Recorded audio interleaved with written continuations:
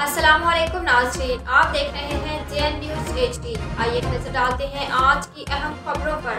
मुजफ्फरगढ़ थाना खैरपुर सादात के इलाका में नौजवान की नाक काटने वाले 5 मुलजमान 24 घंटों में गिरफ्तार।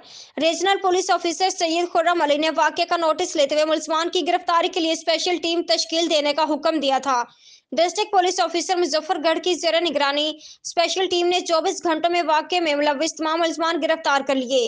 डीजी खान मुजफ्फरगढ़। रिपोर्ट आबिद हुसैन बडानी। तफसीलात के मुताबिक थाना खैरपुर सादात के इलाका में शहरी मोहम्मद आसिफ के नाक काटने के मुकदमा नंबर 6-23 जुर्म 149 336 148 पे मोरखा 7/1/2023 में तमाम मुलजमान फलक शेर, कलीमुल्लाह, यूसुफ, सलीम और सिकंदर को गिरफ्तार कर लिया गया है। Regional police officer Syed Khurram Ali ने वाक़े का नोटिस लेते हुए मुलजमान की गिरफ्तारी के लिए स्पेशल टीम तश्कील देने का हुक्म दिया था। मुलजमान की गिरफ्तारी के लिए DPO अहमद नवाज शाह की ज़ेर निगरानी गिरफ्तारी के लिए स्पेशल टीम तश्कील दी गई थी। मुलजमान ने एक रोज कबल नाजायज ताल्लुकात के शोबे पर नौजवान की तेजधार आले से नाक काट दी थी।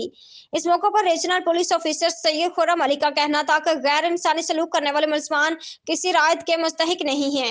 मुलजमान को ठोस शवाहिद के साथ चालान अदालत करके सख्त से सख्त सजा दिलवाई जाएगी।